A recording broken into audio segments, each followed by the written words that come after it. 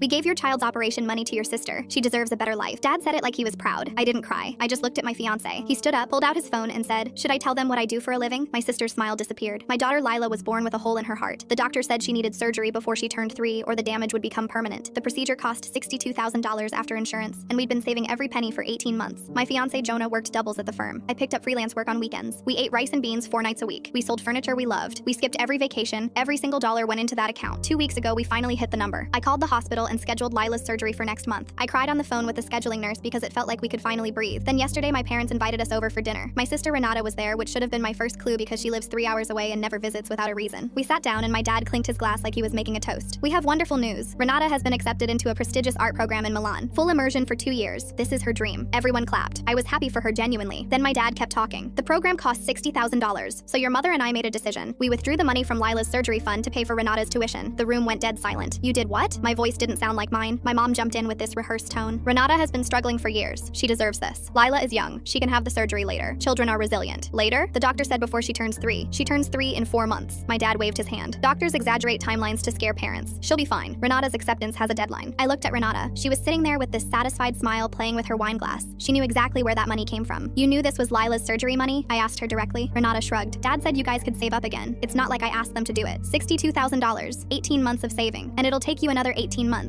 Meanwhile, my entire career window closes in 6 weeks. She said it like my daughter's heart was less important than her portfolio. My hands were shaking so hard the silverware rattled on my plate. That's when I looked at Jonah. He'd been completely still the entire time, watching, listening, processing. Then he stood up slowly and pulled out his phone. He looked at my father with an expression I'd never seen on his face before. Should I tell them what I do for a living? My sister's smile vanished. My parents looked confused. I'm a forensic accountant. I investigate financial fraud for the federal government. He let that sink in for a few seconds. That surgery fund was a joint medical trust with both our names on it. Withdrawing without the account holder's authorization isn't a family decision, it's a felony. My dad's face went gray. I don't know how you accessed that account. Maybe old login credentials. Maybe you called the bank pretending to be one of us. Either way, it's unauthorized transfer from a protected medical trust. That carries up to 10 years. My mom started stammering. We're family, this isn't a legal matter. You stole $62,000 earmarked for a baby's heart surgery. A judge won't see that as helping anyone. Jonah turned to my dad. You have 48 hours to return every cent. If the full amount isn't restored by Thursday at 5 p.m., I'm filing a report with my office Friday morning. The federal government does not care that we're related. Renata slammed her glass down. You'd send your own family to prison over money? Jonah looked at her. You'd let a 2-year-old's heart fail over an art program? Nobody moved. My dad's hands were trembling. My mom was crying quietly. Renata looked like she wanted to scream but couldn't find the words. We left without finishing dinner. Jonah held Lila the entire drive home, whispering to her that everything would be okay. The money was back in the account by Wednesday morning. Every cent. My parents haven't spoken to us since. Renata posted online about how her family destroyed her dreams and got sympathy from strangers who didn't know she funded those dreams with a toddler's heart surgery. Lila's operation is next month. The doctors say her prognosis is excellent, and Jonah went back to eating rice and beans without a single complaint.